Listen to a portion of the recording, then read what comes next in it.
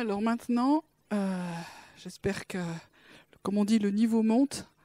Et dans ce temps de culte de Pâques, donc j'ai voulu faire le joint entre nos origines, nos racines de notre foi, qui sont juives, et ce que nous vivons aujourd'hui. Des fois, on se dit qu'il y a un grand écart entre deux tables. Des fois, on se dit quel est le rapport? Donc, je vais essayer de partager courtement qu'est-ce que c'est. Donc, pour certains, c'est complètement nouveau. Donc, vous allez découvrir. Pour certains, vous savez un peu.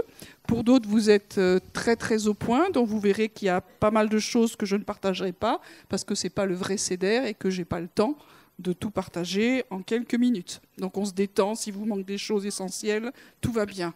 Ça va aller quand même. Hein, voilà. Donc, j'ai fait le cadre. Avant de laisser Naomi nous chanter un chant qui va nous mettre dans l'ambiance, juste, on prend un peu nos Bibles, très courtement, et vous savez que dans le Nouveau Testament, particulièrement dans l'évangile de Jean, à un moment donné, je vais y arriver, voilà. Moi, dans ma Bible, il y a des titres incroyables, qui ne sont pas la Bible, mais c'est quand même des titres. Donc, c'est les derniers entretiens de Jésus avec ses disciples. Je ne sais pas ce que vous avez au chapitre 13. Donc, en fait, c'est à la fin de sa vie sur Terre, il a un dernier temps avec ses disciples, et ce temps, c'est autour d'un repas. Donc, quand on n'est pas connecté aux racines juives de notre foi, on se dit, bah oui, ils mangent ensemble, c'est normal. Non, mais ce n'est pas un repas, c'est un repas spécial. Et c'est précisé d'ailleurs avant la fête de Pâques, sachant que l'heure était venue. Donc je ne vais pas rentrer dans les détails, mais il était coutume de faire deux seder. C'est-à-dire, seder, ça veut dire c'est l'ordonnancement du repas. Il y avait la coutume de faire deux repas de Pessah, et ça existe encore, pas en Israël, mais ce qu'on appelle en diaspora, il y a deux repas. Anecdotique, certains diront, ça va, l'a dit, c'est bien. Pendant ce repas, qui était le repas de Pessah, de Pâques pour nous, Jésus a fait tout un tas de choses et a dit tout un tas de choses, et c'est dans ce temps-là qu'a été institué ce que nous connaissons et que nous avons gardé en pratique dans nos communautés chrétiennes, c'est ce qu'on appelle le repas du Seigneur. En fin de compte, c'est un bout du repas de Pessah. C'est pour ça qu'il y a un lien fort entre le sacrifice de Jésus et ce repas. C'est pour ça qu'on va essayer de connecter. Et maintenant, pour nous, dans notre communauté, c'est important de se dire que nous ne sommes pas séparés de nos racines et que c'est un tout. Et que la première alliance et l'alliance renouvelée en Jésus, c'est un tout. Et c'est ça que je veux partager un petit peu ce matin au travers de l'image de ce repas. Mais avant de commencer, j'ai demandé à Naomi de chanter un chant qui est dans un CD que vous avez, j'espère, tous acheté, qui est Emouna. C'est un CD qu'on avait fait, enfin que Céline avait fait en particulier dans le cadre de Shalom pour offrir à nos amis juifs. Donc si vous ne l'avez pas acheté, je ne sais pas s'il en reste. D'ailleurs, peut-être que je fais de la pub pour rien. Bon, bref, j'en sais rien. Donc, il y a plusieurs auteurs, compositeurs, interprètes qui ont travaillé sur ce CD, et dont Naomi. Eh ben, tu nous mets dans l'ambiance alors.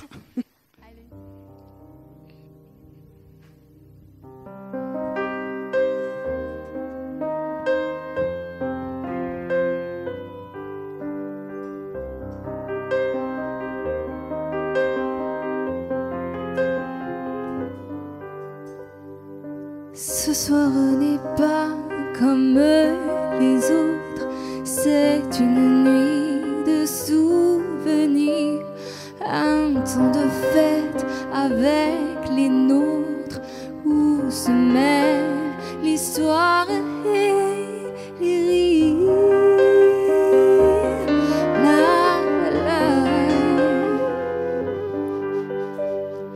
L'enfant interroge le doyen, Et c'est ainsi depuis longtemps que la mémoire des anciens traverse les continents et le temps. La, la, la. Je crois pour demain, j'espère qu'un jour ensemble nous reviendrons rebâtir sur nos terres nos villes et nos maisons.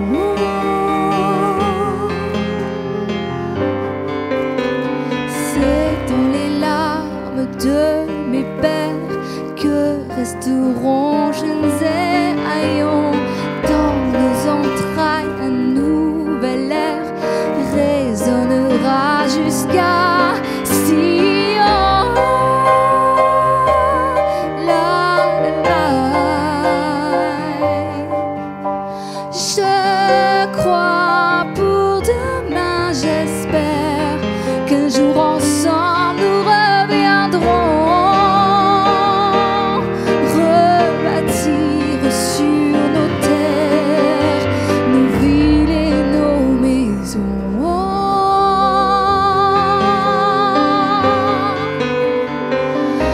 Et quand nos amis s'enfuiraient, quand les guerres nous menaceraient, nous garderons dans l'espoir la lueur de l'espoir.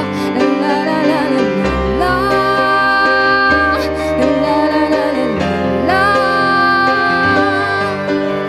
On voit depuis les sémaphores les hommes libres revenir ensemble sur un même port. Éclate la joie et les rires.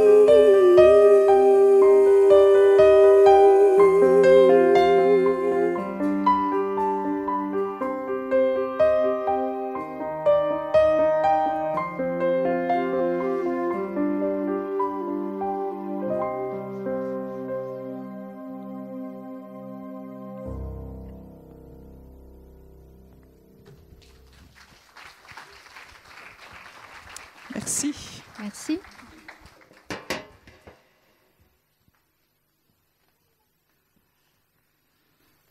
Merci pour ce beau chant qui nous met dans l'ambiance de cette soirée spéciale. Donc, ça fait partie, Pâques, Pessah, des fêtes que Dieu a instituées. Alors, on va aller dans Exode 12.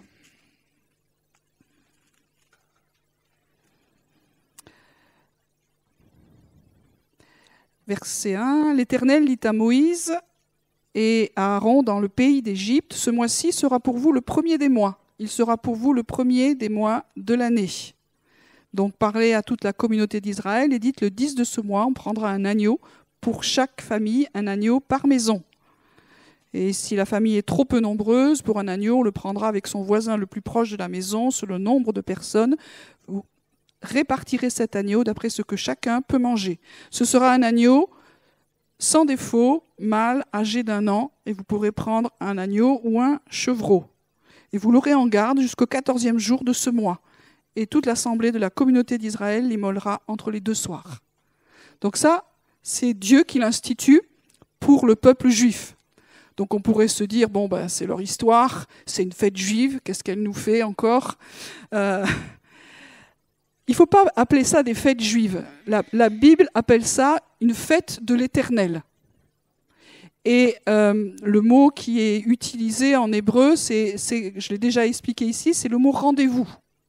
Donc c'est un rendez-vous que Dieu a avec son peuple. Et vous savez que ce que le peuple juif a vécu, c'est une image, une illustration des choses que nous vivons et que nous vivrons avec le Seigneur. Donc, je vais faire des allers-retours entre l'histoire du peuple juif et ce que nous vivons en Jésus. Ça va ? J'espère ne pas vous perdre au milieu. Vous savez que quand Jésus est venu, il y a un gars de sa génération qui a dit « Voici l'agneau de Dieu qui ôte le péché du monde.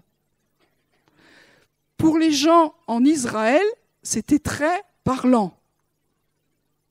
Parce que l'agneau et les sacrifices des agneaux faisaient partie entièrement de leur culture et des ordonnancements de Dieu.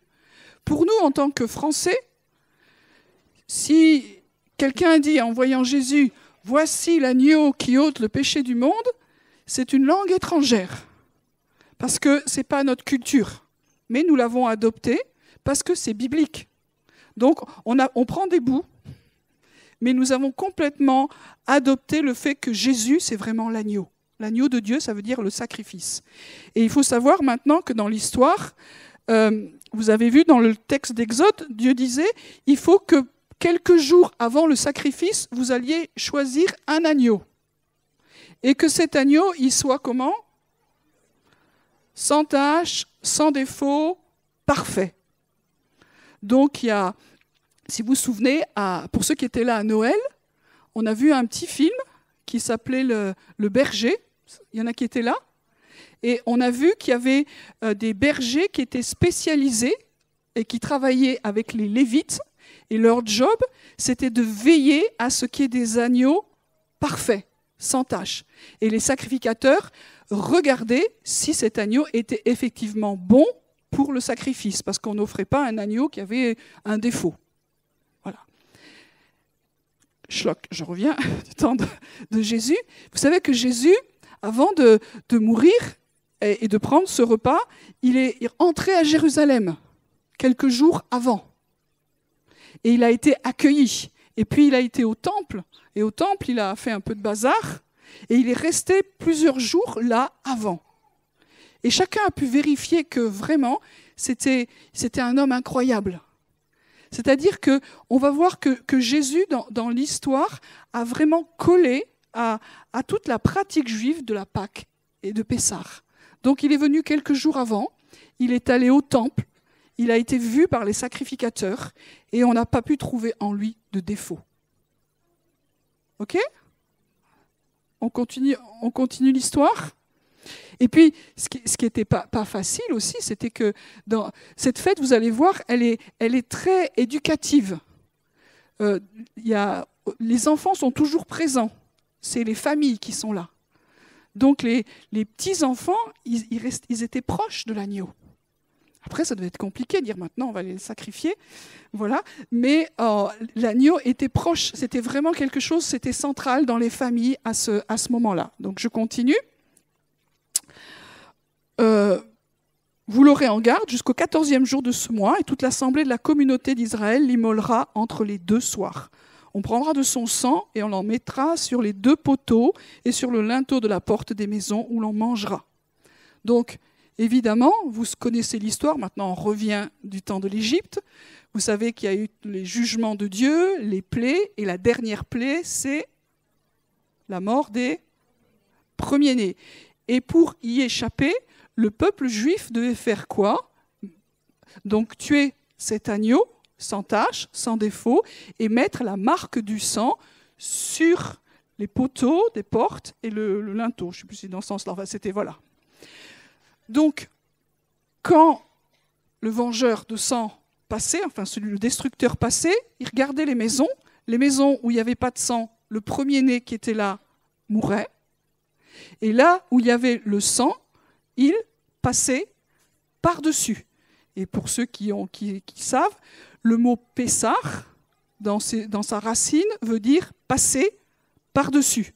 Donc la fête de Pessah, nous on a mis ça Pâques, mais la fête de Pessah, ça veut dire « je passe par-dessus parce que je vois le sang ».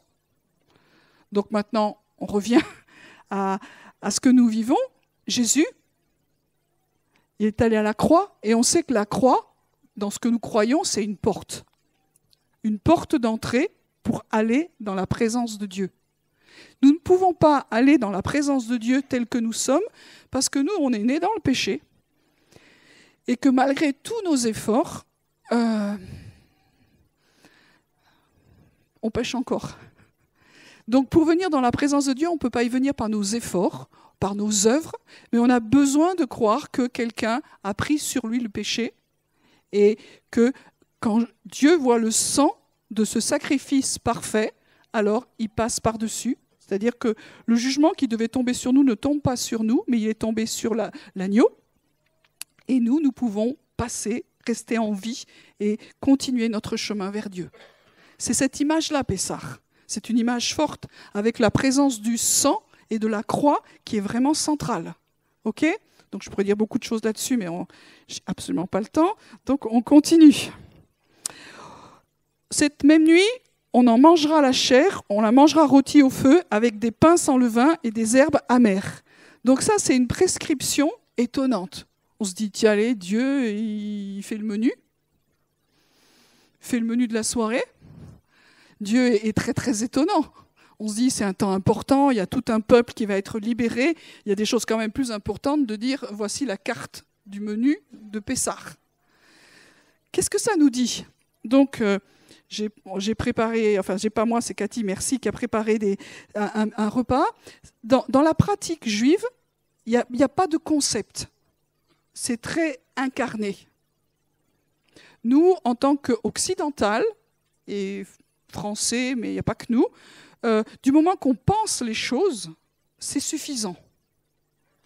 Dans la pratique juive, penser n'est pas suffisant. Il faut que ça soit concret, incarné, réel. D'où ça vient cette histoire-là ? De Dieu, qui dit ce soir-là, voici concrètement ce que vous allez faire.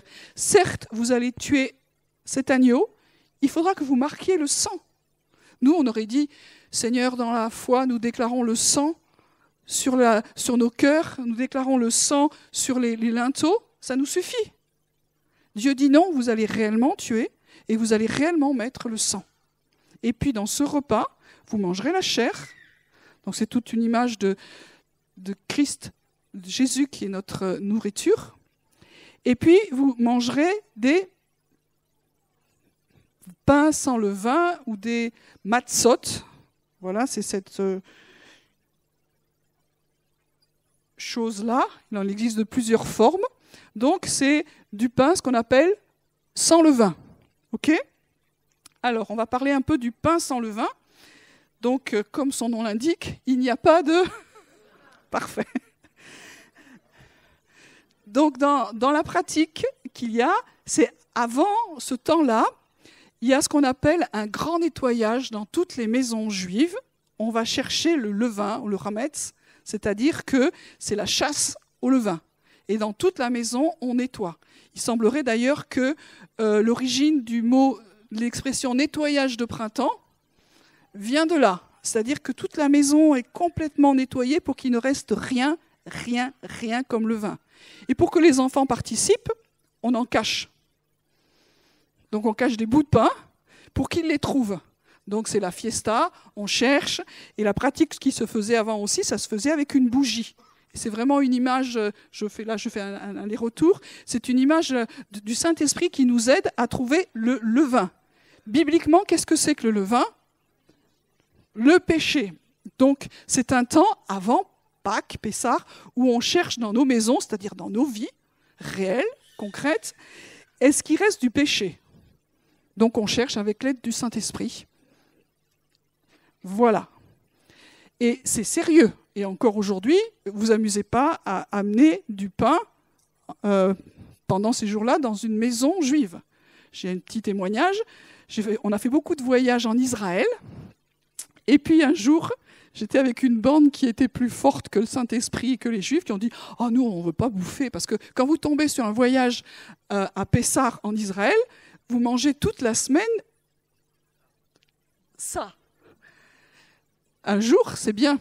Vous pouvez regarder sur Internet, sur YouTube, il y a plein de vidéos où on voit les Juifs qui font des clips en disant « On n'en peut plus de ce pain azim parce que bon, c'est pas fun. » Donc, on avait au petit déjeuner du pain comme ça. Donc, les autres, ils sont allés acheter chez les Russes parce que du pain et ils l'ont amené au petit-déj. Je dis, ça va mal finir cette histoire-là. Et ça a fini en... Ils se sont fait jeter, les Russes qui étaient là ont hurlé, ils les ont virés parce qu'ils avaient amené du levain dans la maison. c'est une image. Et Dieu dit, je veux que pour cette fête-là, il y ait du pain qui soit sans levain, parce qu'à un moment donné, ça va dans l'histoire être l'image du corps du Messie, du corps de Jésus. Et vous savez qu'à un moment donné, dans la fête, il va couper cette matzah et il va dire quelque chose. Ceci est mon corps, brisé pour vous. Ça veut dire que mon corps, il est sans levain, sans péché. Et c'était important que ce soit réellement comme ça. OK ? Et puis après, il y a des herbes amères. Alors les herbes amères, là on a, comme moi j'ai fait le seder vendredi, le céleri est en train de mourir. Mais voilà. Et puis, il y a aussi des endives, quelque chose qui est amer. Pourquoi ? Dieu dit, je veux que vous ayez des herbes amères, mais il nous gâche le repas. Parce que les herbes amères, par définition, c'est très bien. Pourquoi ? Parce que c'est l'image de la vie qu'ont eu le peuple hébreu, le temps où ils étaient en Égypte. Vous savez que la servitude, et Pharaon leur a rendu la vie dure. Et c'est une image de cette servitude, de cette vie douloureuse. Et je veux que vous ayez ces herbes-là, que quand vous les mangez, il n'y ait pas que simplement quelque chose de bon, mais que vous vous souveniez aussi que votre vie a été amère. Donc, ceux qui étaient en Égypte, il n'y avait pas besoin de s'en rappeler parce qu'ils s'en souvenaient, mais Dieu leur dit, si, je veux instituer ça. Parce que dans les générations suivantes, ils l'auront oublié. Donc ça veut dire qu'à un moment donné, dans le repas, les enfants, ils vont manger un truc, choisissez bien une herbe bien amère, pour qu'ils se souviennent que la vie a dû être difficile. Ça veut dire que le repas de Pessah, c'est un voyage qui se vit pas simplement avec la tête, mais qui se vit avec nos sens, qui est très incarné. Et ça fait partie de ce plateau de seder. Donc il y a la matzah, les matzot. Alors je continue mon texte et après je vais me concentrer sur le plateau plus en détail. Vous ne le mangerez pas à demi-cuit ni bouilli dans l'eau, mais il sera rôti au feu. C'est vraiment l'image du sacrifice. Vous n'en laisserez rien. Et voici comment vous le mangerez, une ceinture à vos reins, vos sandales aux pieds et votre bâton à la main, et vous le mangerez à la hâte. C'est la Pâque de l'Éternel. Et cette nuit-là, j'exercerai les jugements contre les dieux d'Égypte. Verset 14, ce jour-là sera pour vous un souvenir et vous le célébrerez comme une prescription perpétuelle dans chaque génération. Voilà l'institution de la fête, c'est-à-dire quand c'est qu'on doit faire ça ? Tout le temps. Alors comme je dis, le peuple juif est gardien. C'est eux qui doivent garder la pratique de ces fêtes. Maintenant, en tant que croyant, c'est un rendez-vous avec Dieu et Jésus a vraiment respecté et aligné son sacrifice à cette époque-là. Donc je pense qu'on peut, si vous le sentez, ça vaut la peine de retrouver Jésus dans ce repas, parce qu'il est partout. Donc on n'est pas étranger à ça, on le retrouve partout dans Pâques. Donc moi ça ne me dérange pas du tout. Vendredi par exemple, j'étais le matin dans un truc qui était chrétien, très chrétien, etc. Et le soir, c'était Pessah. J'ai pas l'impression de faire grand écart. J'ai l'impression de vivre le sacrifice de Jésus de plusieurs façons, dont il s'est manifesté avant, pendant et encore aujourd'hui. Voilà, ok ? Alors on continue. Ce repas, c'est, vous avez compris, le signe de la délivrance. À partir de ce repas, parce que c'était le dernier jugement de Dieu, le peuple qui était esclave depuis si longtemps est devenu libre de l'esclavage. Donc si on revient à nous aujourd'hui, quand on accepte la mort de l'agneau de Dieu qui ôte le péché du monde, nous sommes aussi libérés. Et ce que nous fêtons à Pâques, c'est la libération du péché.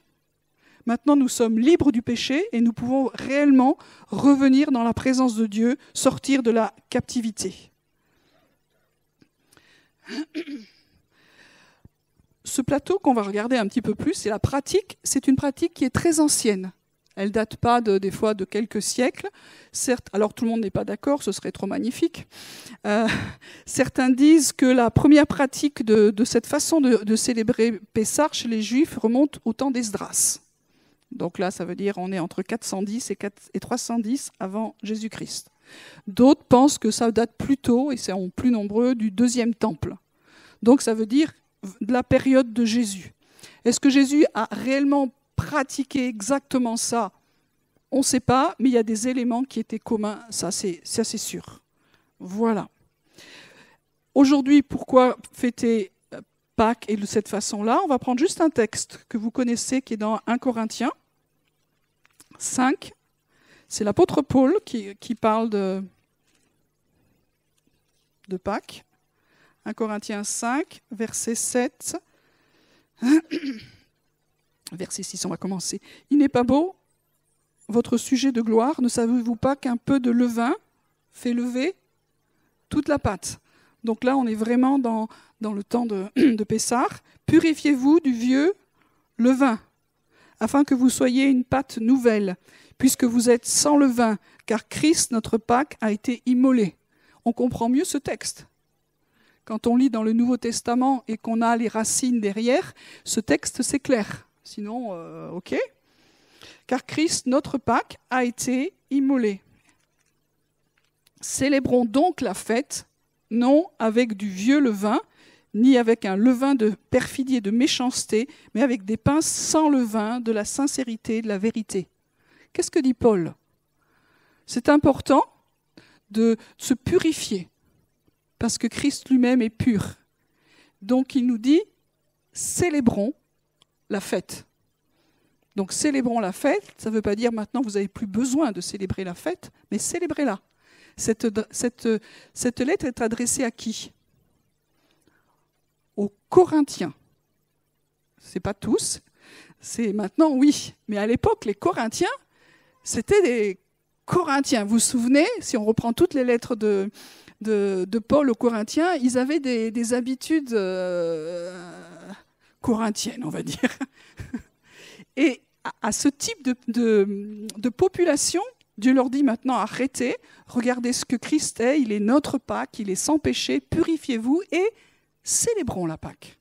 Donc il y a une invitation pour les Corinthiens, qui ne sont pas forcément des Juifs, il y en avait, mais pas forcément, donc ils sont des païens qui ont donné leur vie à Jésus.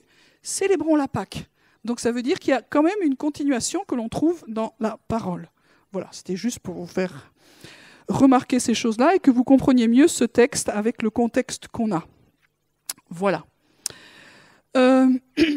Maintenant, on va regarder un peu plus. Donc je vais demander à un assistant, Claude, faire une émission télévisée incroyable. Alors, tout le monde ne voit pas évidemment le plateau. Donc, dans un mouvement incroyable, Claude, ça va, vous voyez à peu près? Je vais détailler. Alors, il y a un os, vous ne voyez pas de loin. Normalement, ça doit être un os d'agneau, mais un os de poulet, ça va. Juste pour que vous compreniez, il n'y a pas une seule tradition juive, il y en a autant que chez les évangéliques. Donc l'os de poulet, ça va aller aussi. Après, on a l'endive, qui fait partie de... Je ne vous donne pas les mots hébreux, hein, c'est pas ça qui est important. Donc c'est amer. On a un autre machin amer, qui a une sale tête, c'est mon céleri de la veille. Là, il y a un machin qui fait moyennement envie. C'est dans la tradition, ça représente le mortier que les Hébreux devaient faire pour fabriquer des briques. Donc ça veut dire que tout le texte que nous avons lu, c'est pas un texte, c'est concret. Et on va le manger. Et puis, il y a ça. Donc ça, c'est de l'eau salée. Il y en a qui prennent du vinaigre. Moi, l'eau salée, ça va aller, surtout pour les volontaires qui vont venir goûter. Et puis, il y a un œuf dur. Ah, j'ai oublié de dire, ça représente évidemment les larmes, et puis la mer Rouge aussi. Donc tout ça, c'est concret. Et l'œuf, alors c'est un peu à part, l'œuf, ça peut représenter le sacrifice, mais ça représente aussi, c'est un signe de deuil, ça peut représenter aussi le deuil par rapport au temple. Voilà. Et puis, attends, tu peux poser maintenant, merci. Et puis là, il y a 3 quoi? Pain sans levain, donc c'est les matzah, et au pluriel, au moins vous aurez un mot hébreu pour la route, les matzot. Donc il y en a 3. Alors les traditions disent c'est la tribu, enfin la famille des sacrificateurs, les Lévites, et puis tout le peuple. Ça peut être Abraham, Isaac et Jacob. Et nous, on va dire, il y a encore d'autres significations, le Père, le Fils et le Saint-Esprit.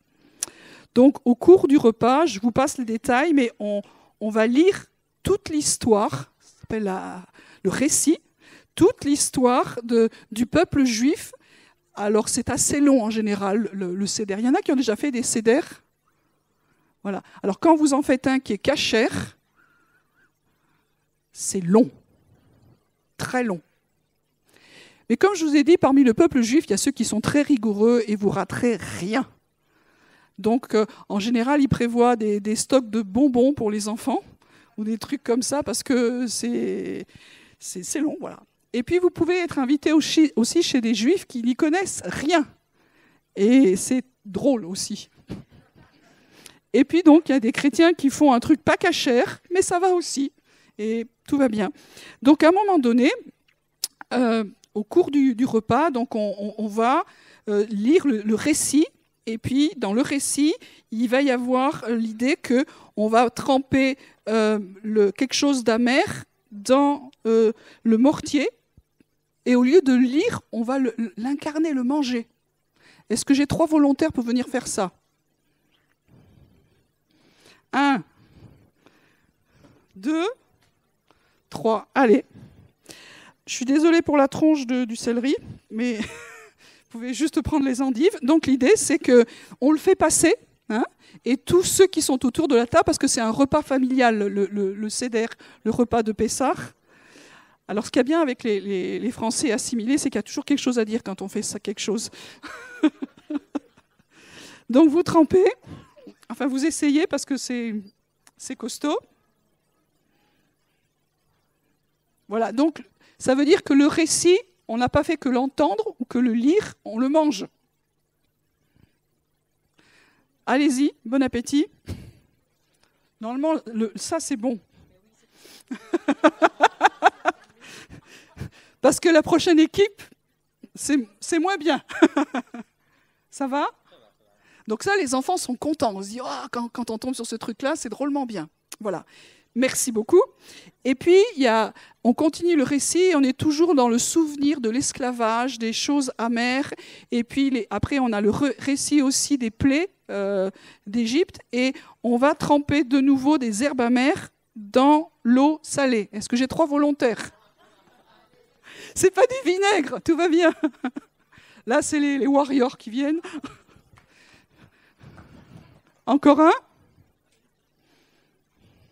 Voilà, merci. Donc, ben voilà. Vous prenez ça et vous le trempez 2 fois. Non, cette chose-là, je suis désolée, mais c'est... Oui, voilà. Vous le trempez 2 fois dans l'eau salée et bon appétit.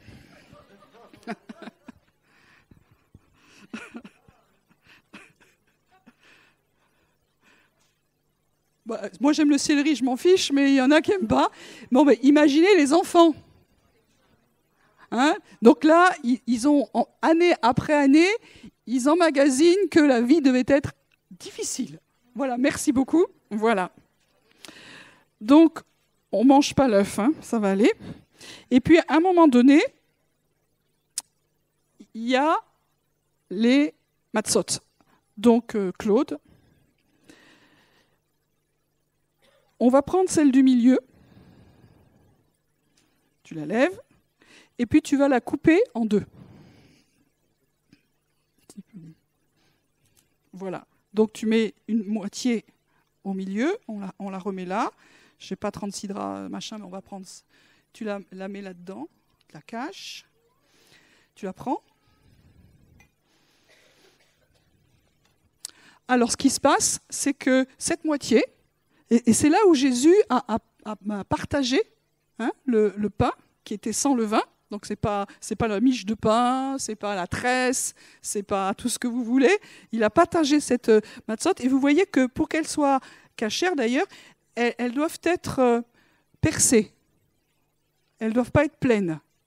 C'est intéressant parce que quand Jésus a fait ça, il parlait de son corps qui a été percé. On pourrait relire tout Ésaïe 53, mais on n'a pas le temps.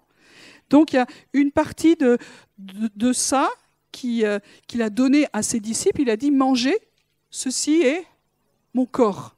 Donc, est-ce que moi, le jour où j'ai réalisé ça, que Jésus, il est en train de pratiquer le Seder de Pessah, il fait ça a été fait tellement de fois avant lui, et il le coupe, et il dit ça, c'est vraiment mon corps, sans péché, qui est déjà marqué par la passion, par la douleur, mangez-le. Waouh, hein? Et donc dans la pratique juive, cette moitié-là, on va aller le cacher. Donc c'est un nom technique, ça s'appelle la ficomène, le dessert des desserts. On ne sait pas très bien exactement d'où ça vient le nom, c'est « je suis venu » ou quelque chose comme ça.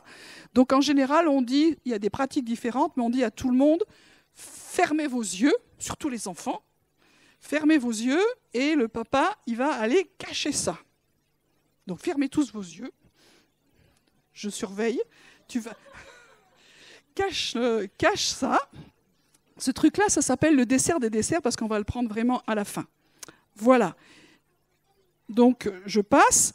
Et puis, je ne fais pas du tout dans l'ordre, parce que c'est les puristes, détendez-vous. Je passe à l'autre plateau qui est très important.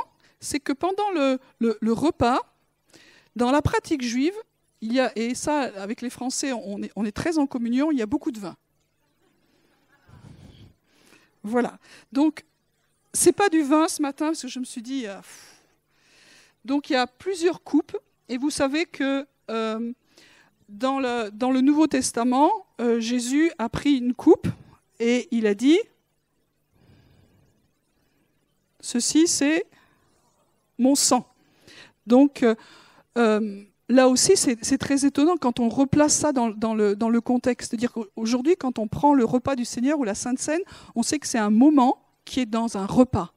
Et ce moment-là, Jésus, dans ce repas, a dit, là, comprenez ce qui va se passer. C'est mon corps et c'est mon sang. Et normalement, il y a 4, voire 5 coupes qui sont des coupes de délivrance, de sanctification, de rachat, d'adoption et de louange. Et à chaque fois, donc, on boit ce verre de vin, on bénit le Seigneur et c'est vraiment une coupe où on déclare la délivrance. On déclare l'œuvre de Jésus. Et c'est ce que nous allons faire. Et quand on prend le repas du Seigneur, c'est bien de revenir aux racines. C'est un repas de délivrance. C'est un repas de salut.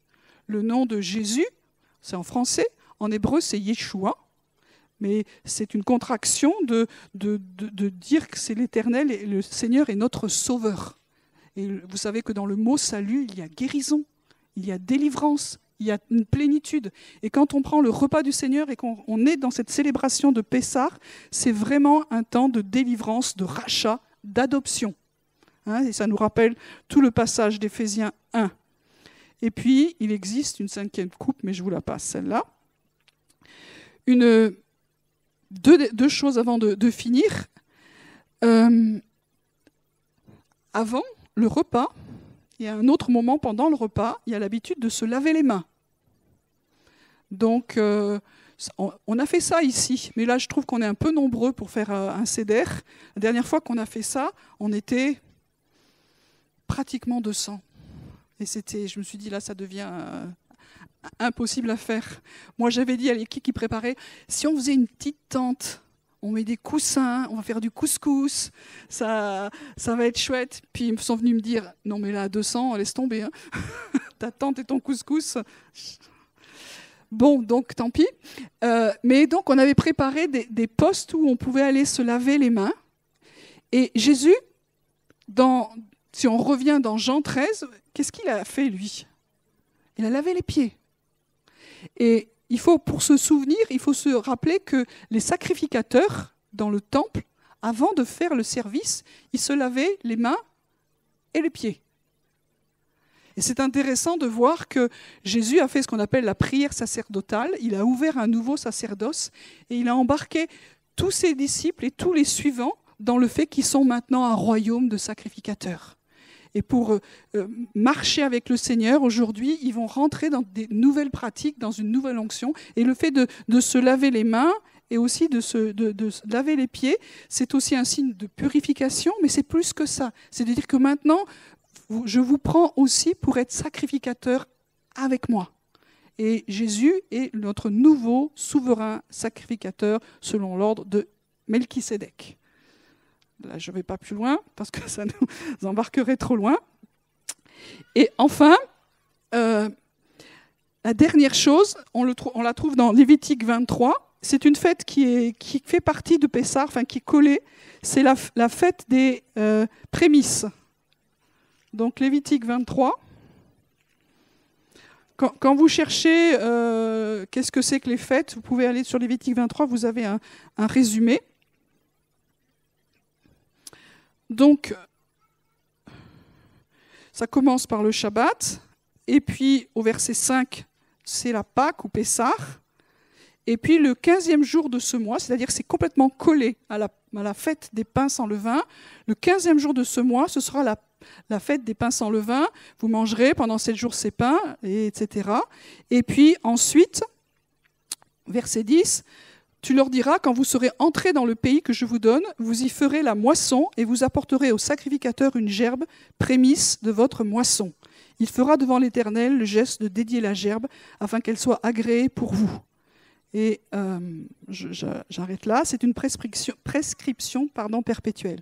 C'est-à-dire que tout de suite, le dimanche, le premier jour de la semaine, on passe à la fête des prémices, c'est-à-dire que c'est vraiment le prémisse de la moisson qu'on offre au Seigneur, et on le fait par élévation en disant « ça y est, c'est les promesses de la moisson à venir ».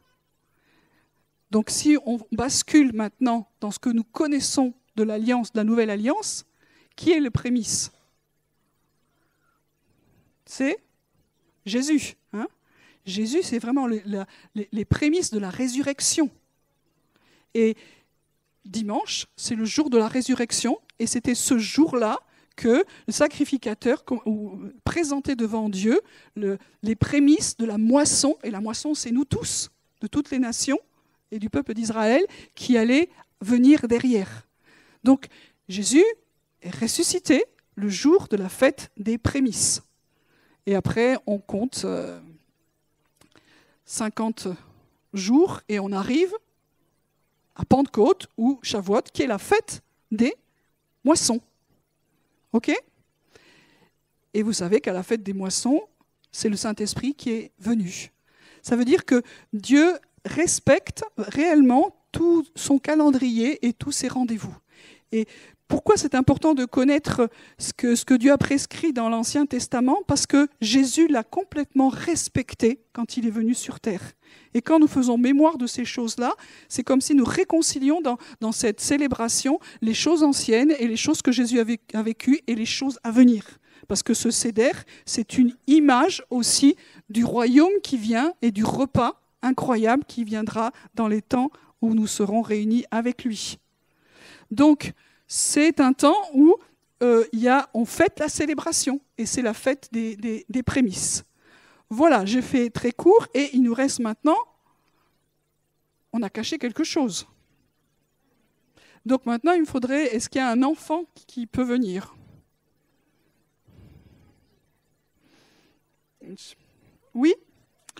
Alors, j'ai une mission secrète pour toi. Il y a Claude qui a caché quelque chose, il faudrait le trouver.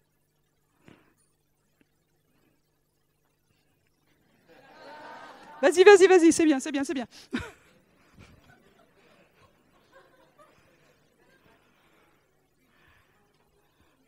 Alors, donc ça c'est le moment excitant enfin de la soirée, parce qu'il n'y en a pas eu tant que ça. Donc il cherche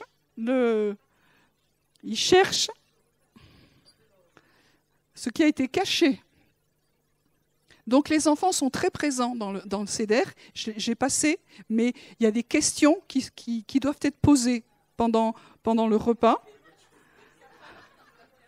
Tu peux aller aider, Claude, peut-être? Ah non, il y a Tati qui...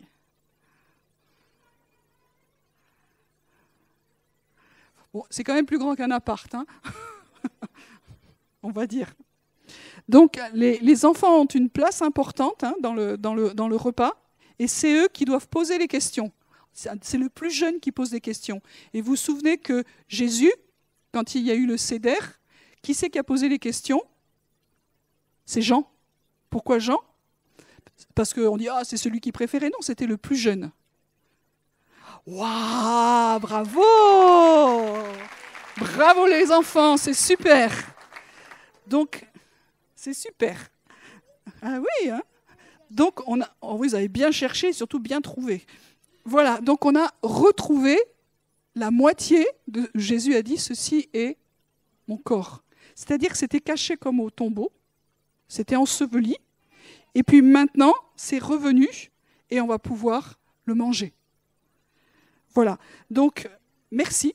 On va maintenant manger ce truc incroyable, et ça s'appelle le dessert des desserts. Alors, ce n'est pas au niveau du goût, on a bien compris.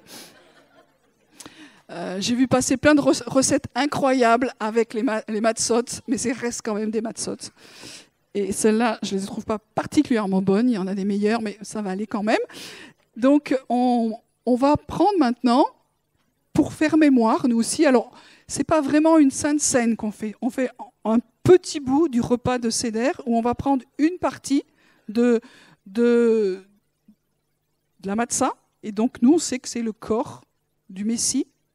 Et on l'a retrouvé, on sait qu'il est ressuscité, et on participe à la mort, mais on participe aussi à la résurrection. C'est ça qui est incroyable ce matin. Et puis, la coupe de la Nouvelle Alliance, alors on n'a pas les petits verres, je suis désolée, mais si vous le voulez, c'est donc pas du vin, vous pouvez tout à fait venir. Si vous voulez manger, goûter, pour ceux qui n'ont pas fait l'expérience incroyable de quelque chose d'amer et de quelque chose de doux, vous pouvez venir. Voilà, donc je vous invite à venir ici.